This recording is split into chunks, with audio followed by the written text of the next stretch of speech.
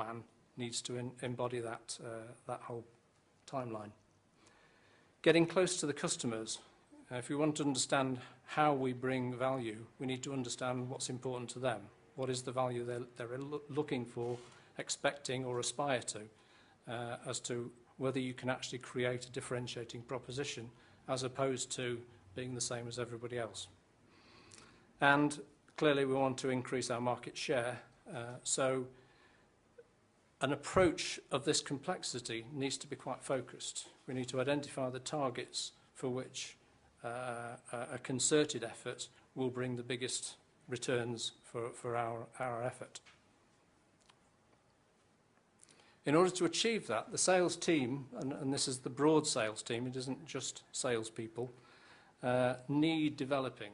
They need to move from one paradigm, which is selling to a specification, to a second, which is selling, understanding and selling a value proposition. So there is a competence and confidence that needs to be instilled in the team. We need to enable them to understand what differentiation is, and we need them to be able to confidently express that to a customer. We need to teach them how to use new tools, and we actually, on a broad front, need to embed those tools in processes that people can understand and use and become part of the way that they do their business. So the processes and the tools are quite an important part of making the change. And becoming a business partner rather than a supplier is quite a step change for a lot of people. And we need to upskill the teams, and we need to build confidence in them. They can actually go and talk to the senior members of a company as opposed to the traditional functional people that they might have interfaced with on a traditional basis. So from a summary perspective, developing and closing the skills gap means moving from a scenario where we're responding to specifications, which is traditionally the way that people bought capital products, to understanding what the value proposition is and communicating that. It's moving from a situation where it's cost and price to understanding what the value attributions are to the business and building that as a business and enterprise model. So again, that can be articulated in a way that people understand. And it's moving from bid planning to a robust capture plan, which takes you from the 50,000 feet to landing at the airport at the right time. From a UK perspective, as I said, the market has been privatised now for 15 years. We've got a range of customer types, but intrinsically the market was creating a bit of a pull from the change anyway.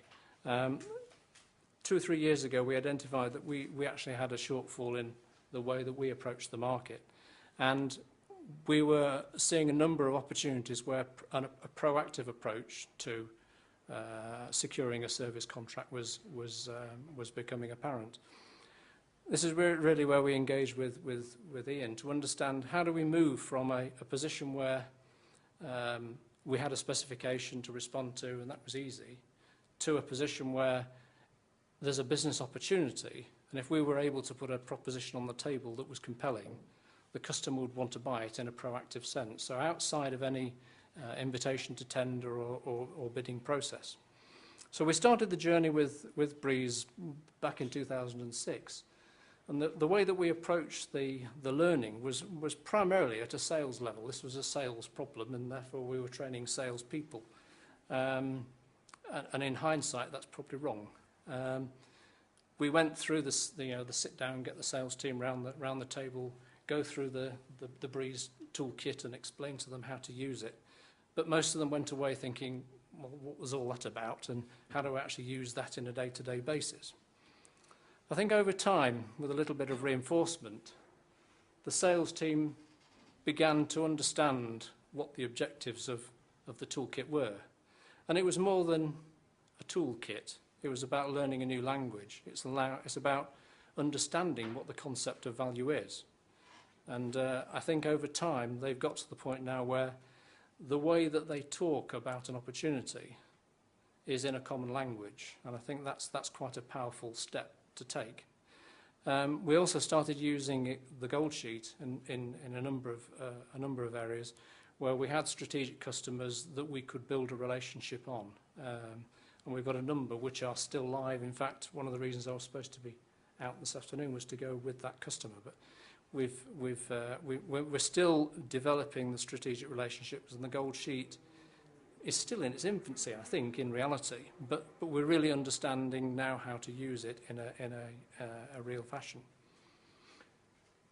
The 2008, last year, was more around becoming a standard way that we approach opportunities from a sales perspective and getting the broader community involved in understanding propositions to the market.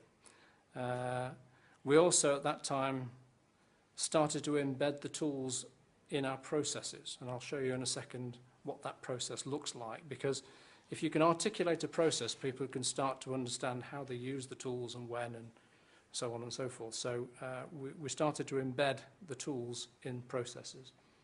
2009 is really about embedding those changes in the business. It's going beyond the sales team, and it's going into the functional experts that really need to be part of making this a reality and becoming the way that we do things as opposed to the way that we talk about them. We also, at a global level, from a Bombardier point of view, because of the market context, are now going global with the approach. So we're now embarking on a sales transformation at a company level.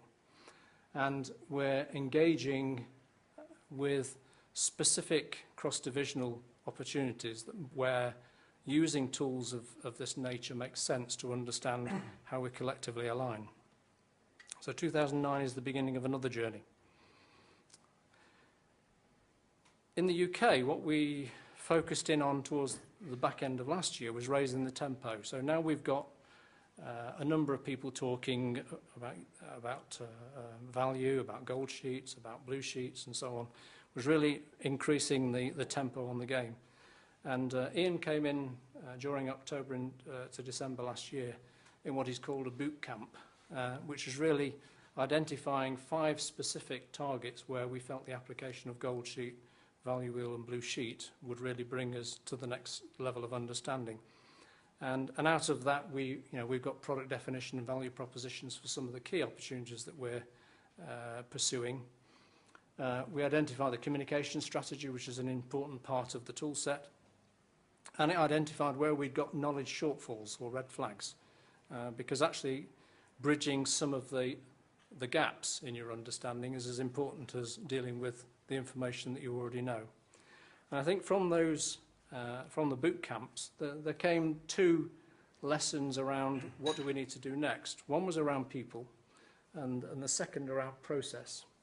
And from a people perspective, it became apparent that you really need to get the right people around the table, because the discussion around understanding value and opportunity isn't comprehensive unless you've got all of the people who can contribute to the complete answer. You end up with sales' view of life, which is probably correct, but shortfalls as well. In order for us to move the gold sheeting forward, we also need the visibility of the senior people, because in reality, a lot of the strategic discussion goes on with senior people, and unless they're at the table, they actually can't contribute to the gold sheet, nor take on board the messages that the session develops. I think the third thing was that sales need to become strategically aware.